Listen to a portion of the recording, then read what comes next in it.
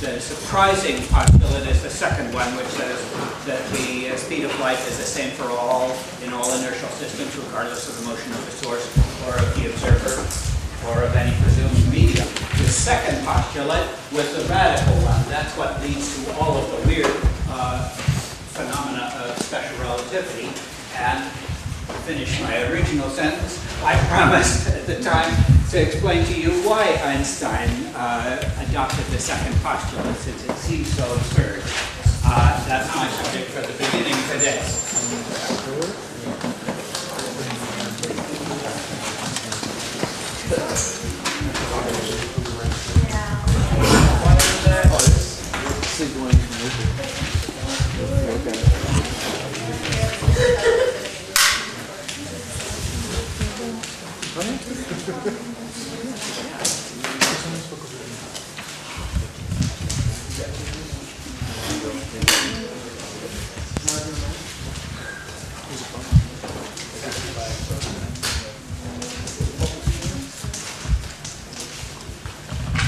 Actually, I've decided against my better judgment to be a good boy and tell you what I'm supposed to say.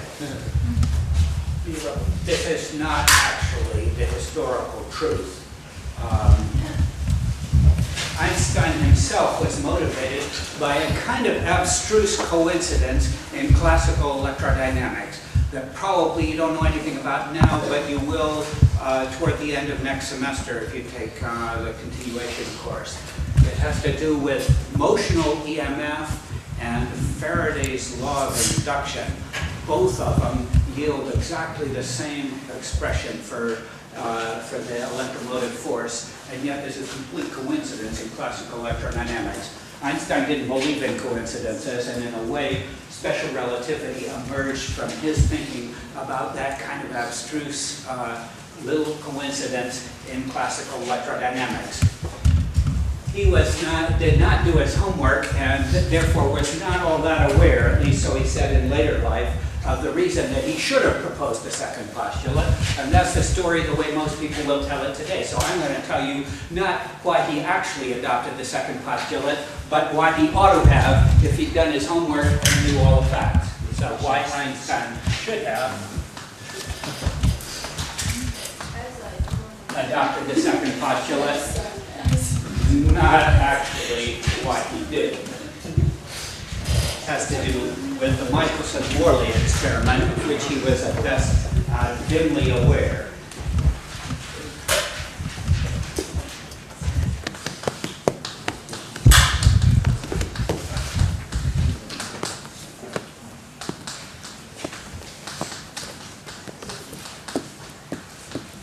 This is history as it should have been rather than history as it actually was.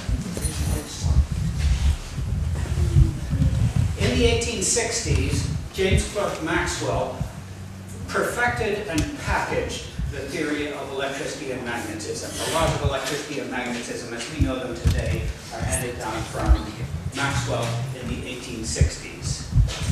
One of the implications of Maxwell's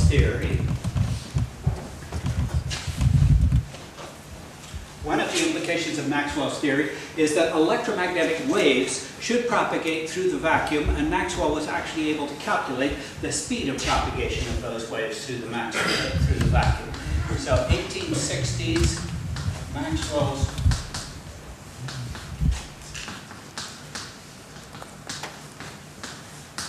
some of the laws had already been known. That's why I say perfected. He added one new twist and then packaged them in a nice form.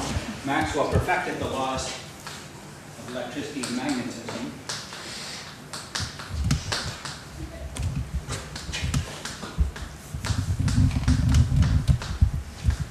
One consequence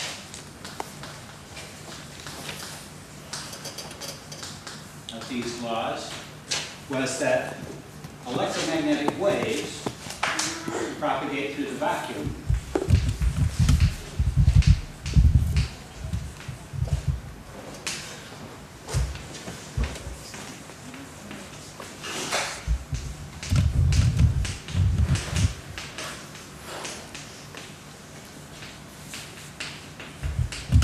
At a speed that Maxwell was able to calculate. He calculated, that speed was actually v equals 1 over the square root of epsilon naught mu naught. You don't need to know what those two things are. This is a constant that comes in Coulomb's law of electrostatics. It has to do with the force of attraction and repulsion of two charged pith balls.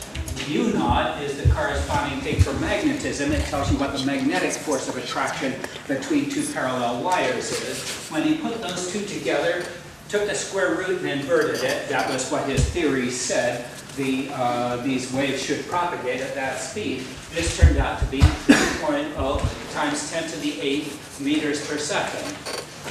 Even though Maxwell didn't have a terribly accurate measurement for the speed of light at that point, it was absolutely clear that this was the speed of light. This is one of the 3 or 4 magic moments in the history of physics when Maxwell discovered that according to his laws of electricity and magnetism, electromagnetic waves should propagate through the vacuum at a speed that he calculated on the basis of little measurements that you make in the laboratory, and a speed 3 times 10 to the 8th meters per second, and that was exactly the speed of light. This was brilliant confirmation of speculations that actually Faraday had made about 40 years earlier, that light is an electromagnetic wave.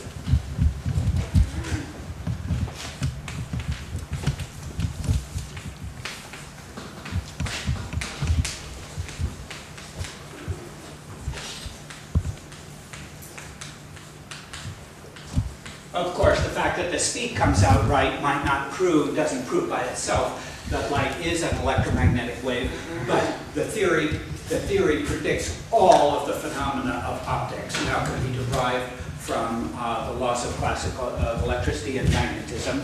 And so optics actually becomes a branch of electromagnetism, and it has been ever since. This, as I say, was brilliant because before then, except for a few speculations of people like Faraday, there had been optics, the theory of light, and then there was electricity and magnetism, and the two didn't have anything whatsoever to do with each other. But Maxwell's theory subsumed the two into a single theory of electricity and magnetism, and light becomes an electromagnetic wave propagating in the vacuum. However, this does raise a very natural question. If light is really an electromagnetic wave propagating, what's doing the waving?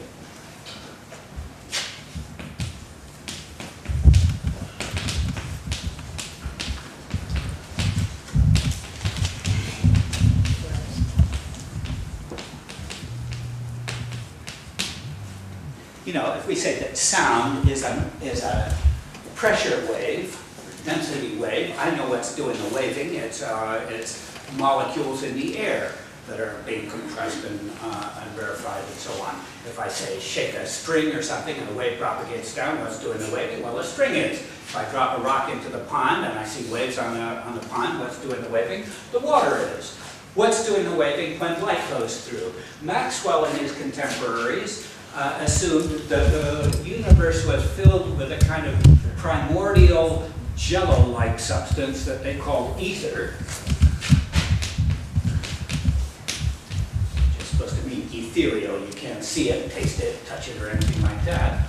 But the ether was whatever this jello is that shakes and shimmers when light goes through, and that's what light is. An electromagnetic wave, which is actually a shimmering of this jello stuff. The ether. Nowadays, students are taught in high school to snicker when you mention the word ether. How can these guys have been so dumb? Actually, it's not dumb at all. It's perfectly natural. Any sensible physicist would have said there's got to be some medium that does the shaking. I don't know what it is. Let's call it ether for the moment, and it fills all of space. Well, if this is true,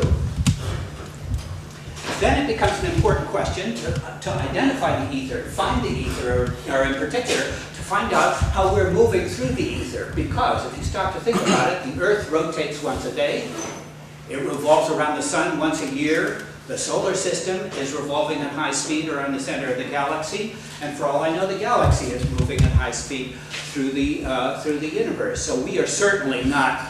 It would be a miracle if we just happen to be at rest with respect to the ether. In point of fact, we should be in a situation very much like a motorcycle rider on the open road. We're traveling at high speed through this ether stuff, we should be feeling an ether wind. And it became an important question after Maxwell's theory to detect the ether wind, find out how fast it's blowing relative to us, which of course really means how fast we're moving relative to it. What direction is that ether wind blowing, and how fast is it going? In the 1880s,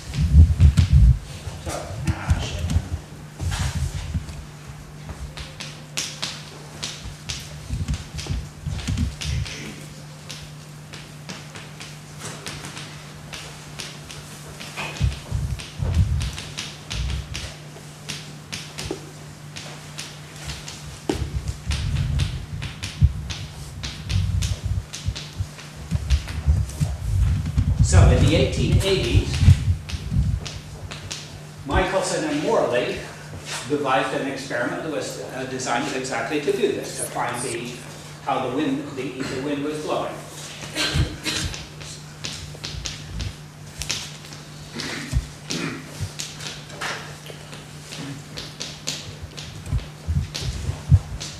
Its purpose was to detect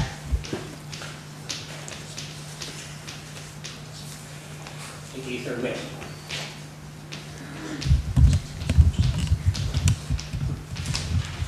In principle, this is an absolutely trivial experiment.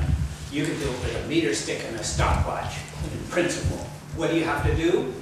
Just measure the speed of light in various different directions around.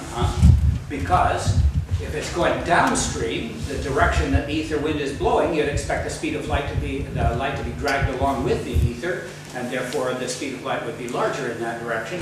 When you're going against the ether wind, it should be going slower. So what you expect to get, just using your meter stick and your stopwatch, is a high speed.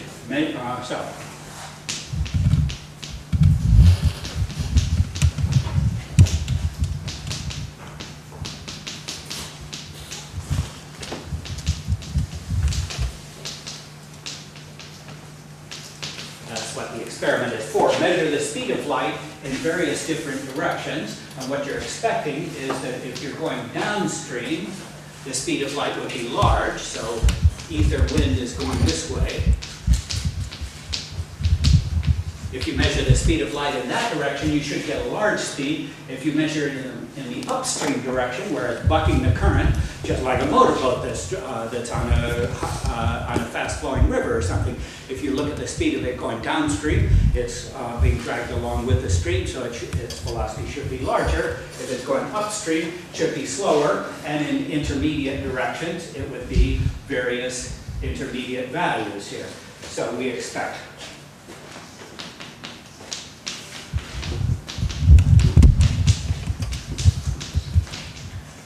a high speed for light downstream,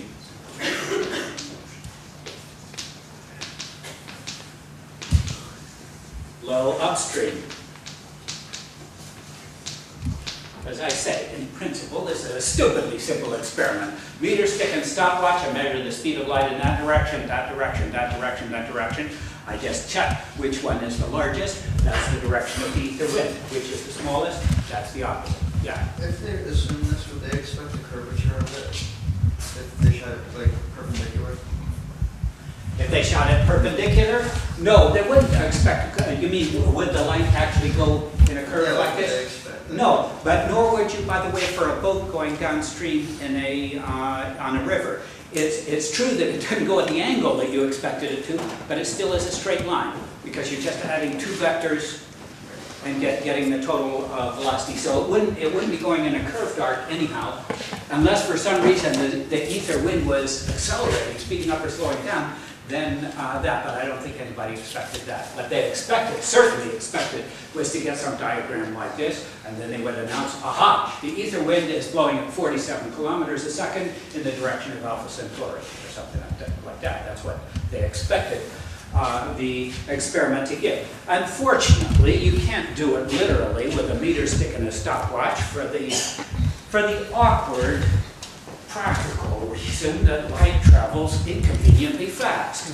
And therefore you have to make a much more elaborate experiment, and as you probably read about Michelson Michelson-Morley experiment. They had this fancy apparatus, optical apparatus, that they floated on a pool of mercury. Why they didn't drop dead from mercury vapors, I don't know, but they did the whole thing on a pool of mercury. It took them about a year, rotating this thing around on the pool of mercury to test the direction, the speed of light in various different directions. The details of the experiment don't concern us. If you want to see a really beautiful experimental design, read on the Michelson-Morley experiment. But I don't want to distract your attention from the important point. The important point here is what they were trying to do is measure the speed of light in various different directions, and what they found was, in fact, it's the same in all directions.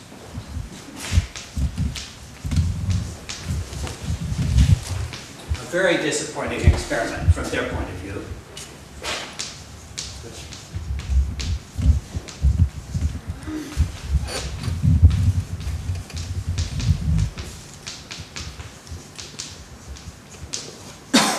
This was a very perplexing experimental result, and for the next 20 years, from 25 years, from 1800s to when they first conducted the experiment up through 1905 when Einstein came along.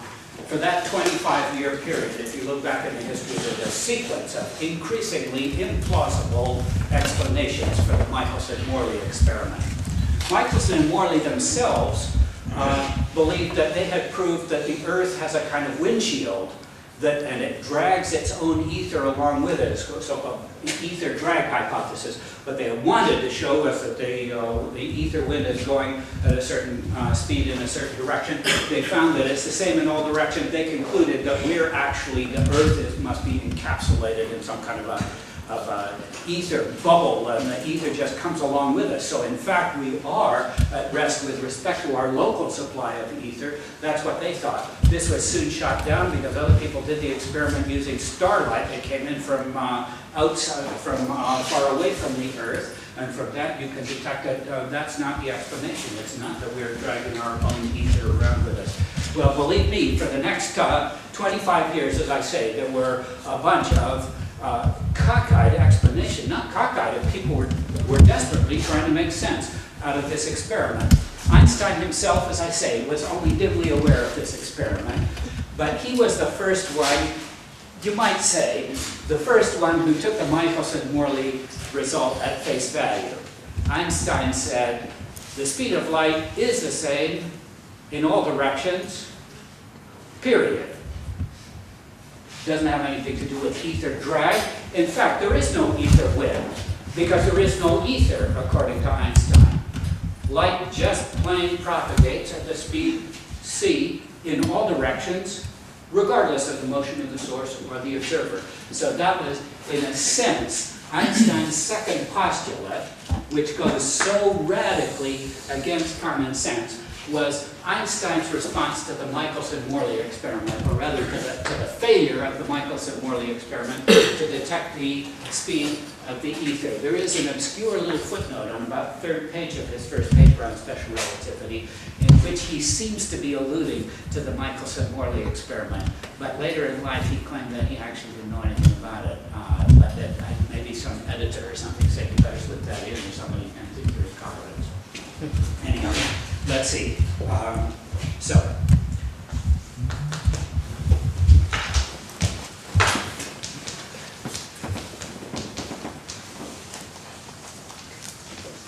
The postulate can be read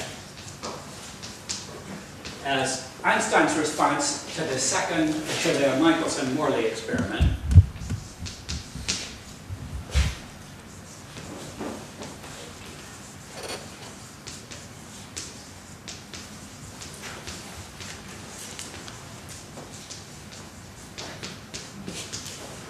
And the essential point is there is no ether. The speed is the same in all directions.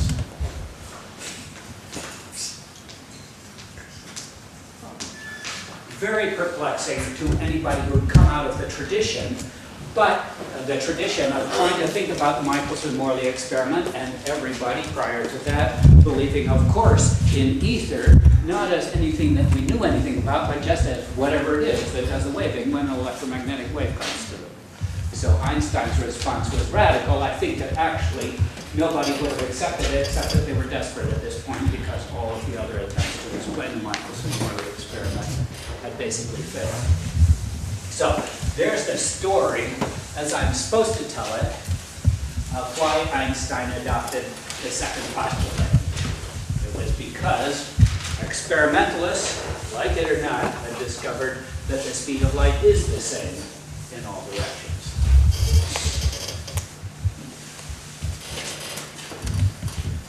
And now for something completely different. Minkowski diagram.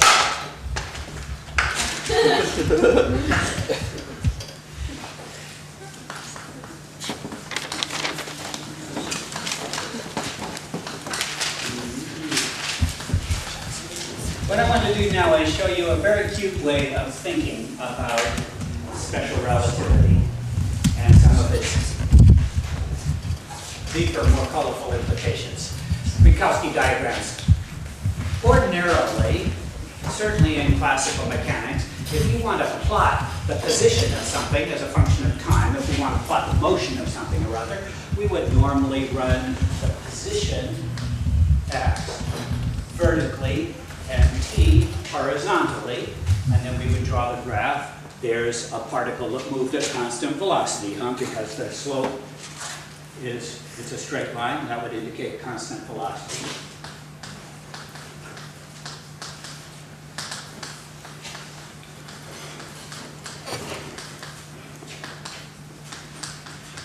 Motion in one dimension for the moment.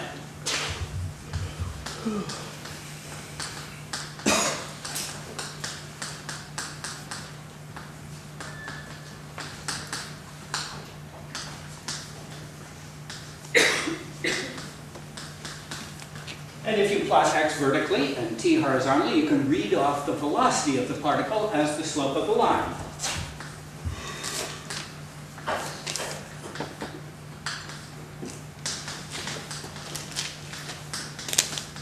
It doesn't have to be going at constant velocity, of course. If it was some weird curve here, then the slope of the tangent line at any point would give you the instantaneous velocity at that particular moment.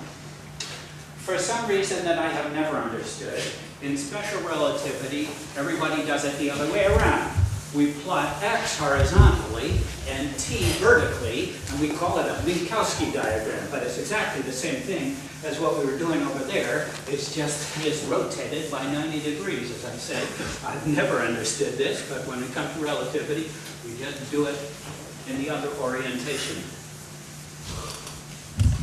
If you want to read the books, you've got to know.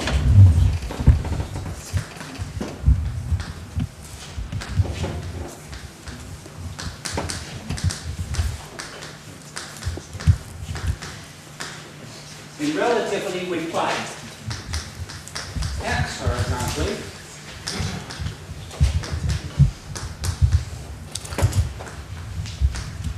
and actually, instead of t, it's a little bit nicer. This makes good sense. Why you rotate it doesn't make any sense at all, but it makes good sense to plot not t, but rather c times t, the speed of light times t, because c is a velocity, so multiply that by a time, you're going to get something with the units of meters. So then we're plotting x in meters, and we're plotting time in meters, if you like. That's not quite right. What we're doing is plotting x in meters against ct in meters, and so the two are consistent. Ct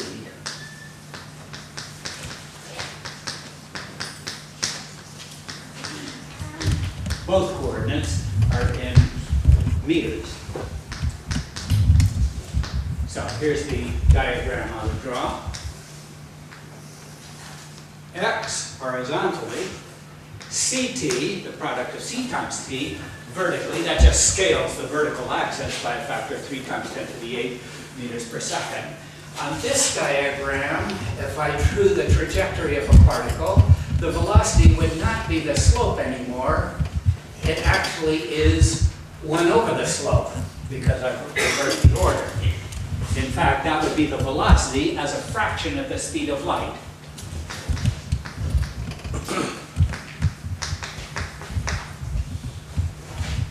V over c is not the slope, it's 1 over.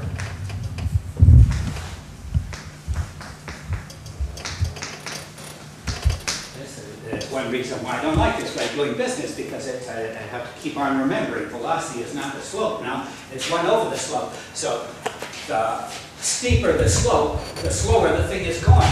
For example, suppose that I had a particle that was dead at rest. What would the trajectory of such a particle look like on a Minkowski diagram? Just a vertical line. Its x is 12, and it stays 12 for all subsequent times. So that's a particle at rest.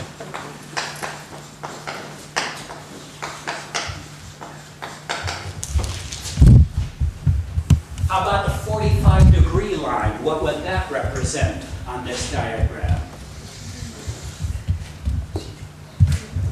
How fast is that thing going?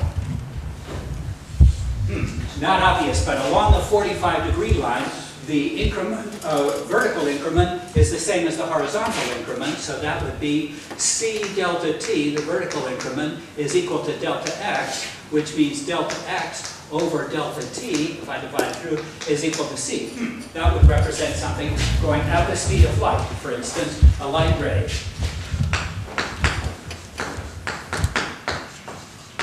Starts out at the origin, and as time goes on, it gets to larger and larger values of x, exactly in proportion to c. That's the trajectory of a light ray. How about something that's going pretty damn fast, a particle that's going pretty damn fast? That would be something that has a smallish slope, but yet not as small as the speed of light. So here would be a particle traveling at high speed.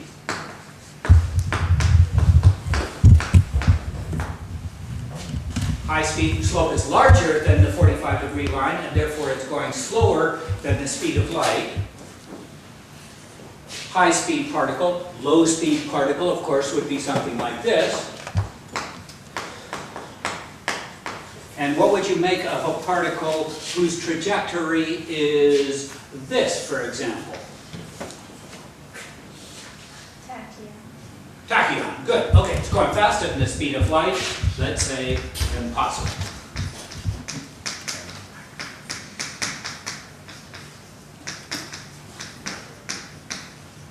Or a tachyon, if you're a true believer.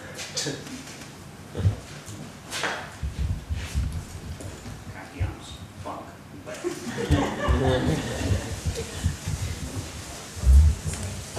Probably bunk.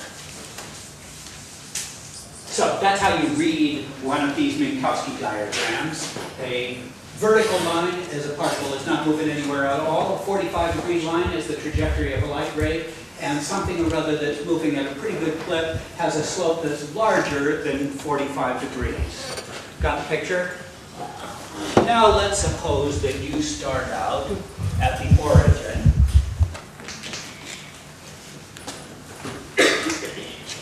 Here you are. And we're going to follow you as you move around for a while. I need to give this a title.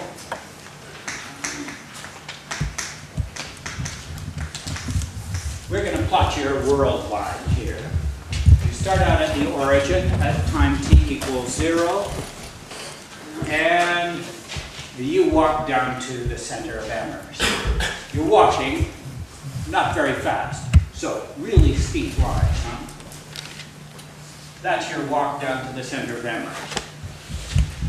Then you hop on a bus, somewhat faster.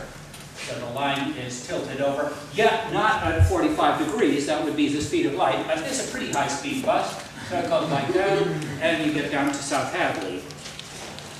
There you stop off and check out the Odyssey bookstore for a while. Not moving at all. Hardly at all, so you're a vertical line there, you're at rest, and then maybe you do some wandering around with a cup of coffee or something. That's your world line. Your world line is your trajectory on a Minkowski diagram. See how it goes? Now, I want to point out to you one weird feature of your world life. At any given moment, your future is constrained. It's constrained to lie within this shell, this wedge here.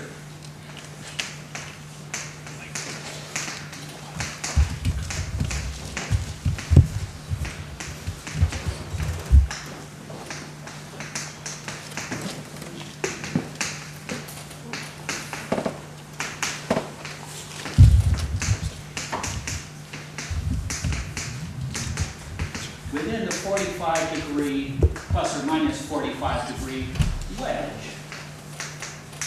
How come? Because if you wanted to get outside of that, to go to a point over here, you'd have to go faster than the speed of light, and you can't do that.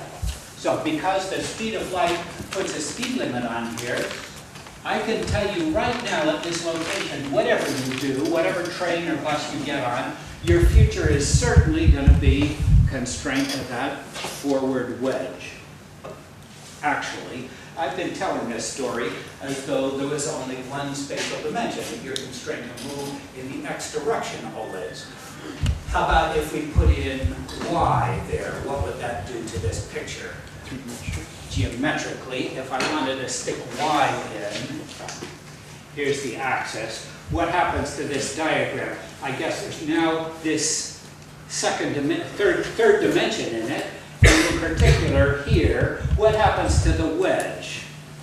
Can you tell me if I wanted to identify your future? But it's not just that you can go in the negative x direction or in the negative positive x direction. You could also go in the y direction or a little bit of both along some diagonal line. Can you see that that forward wedge is going to turn into a cone then? So here's what we call in the business the forward light cone.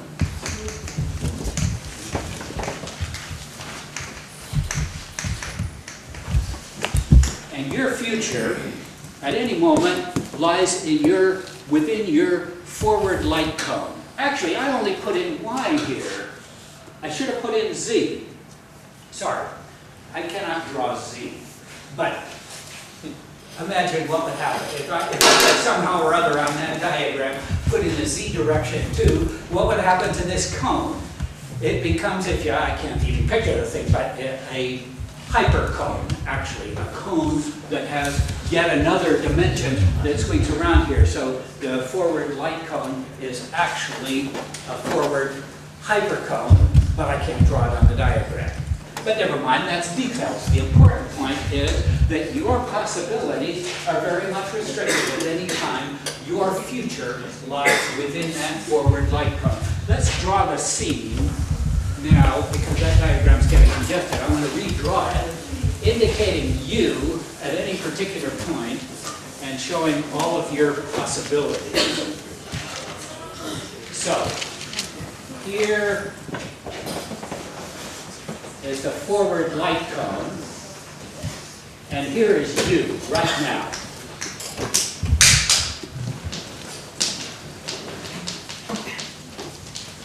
Contemplating your future, if you will. I tell you, like it or not, your future is stuck somewhere in that forward light cone. You can go on any trajectory you want, but it's got to stay within that light cone. Moreover, at any given moment, it's even more restricted because as you move along a bit, then you've got to lie within the light cone, the forward light cone that prevails at that point. We call this up here, this region of space-time. Remember, this is a space-time diagram. There's x, y, z, and there's also t on there. So when I say that your future is up here, I'm talking about your future position and time. It's got to be up there. We call this the future. That's your future. It's restricted to that forward light cone. By the same token, by the way, if I ran the light cone backwards, the so-called backward light cone, backward in time, earlier times, that represents all of the places that you might have come from. Because you can't have got to that point from over here, you would have had to go faster than the speed of light. Whatever we know about your past, it certainly lies within that backward light cone. So this is your past. As for all the rest, I'm sorry to tell you, this is a vast expanse of space-time that is absolutely, utterly inaccessible to you. We call it elsewhere.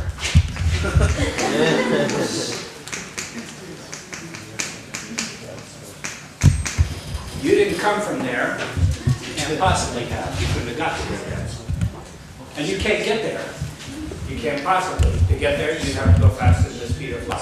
That's just a realm of space-time that you are completely out of communication with. That's where your girlfriend is, by the way. No wonder you have a hard time communicating. Think about it. She's out here, and you'd like to say, explain where you were last night. You can't get there. You can't talk. Well, you could talk to the her that will be there a little while. If she stays put, then her world line will look like that. And there is going to come a time in the future when she will be, not she, but the person who will be there later on, will be within your future light cone. You could contrive to send her a message there, or even to get there, and confront her in person. But you're not talking to the person who's there right now. I'm sorry. I'm out of touch with you people. I can talk to you that will be there in a little while, and you can respond to the me that'll be back here a little while later, but I can't. You guys are just elsewhere as far as I'm concerned. Of course, because I've scaled this thing with a C in the vertical axis, actually this is a little bit misleading. I should have forward light cone and rear and backward light cone looking like this, so elsewhere in that compressed view would seem like a much smaller region, and it's going to be very soon that I can get a message to you. So what I was suggesting there before about being out of communication is really a little bit misleading. But on a Minkowski diagram, what does a conversation actually look like? Here's X and CT. I send a message to somebody over here. They don't get it right now. They get it a little while later when they have managed to pass into my future light cone. And then they send a message backward, which of course I receive up here. That's the explanation, and the conversation goes on like that, with me always talking to somebody who's going to be there a little while later, but isn't the person that's there right now. Well, I think that's a good place to stop. You've been a great class, by the way. Thank you. Thank you.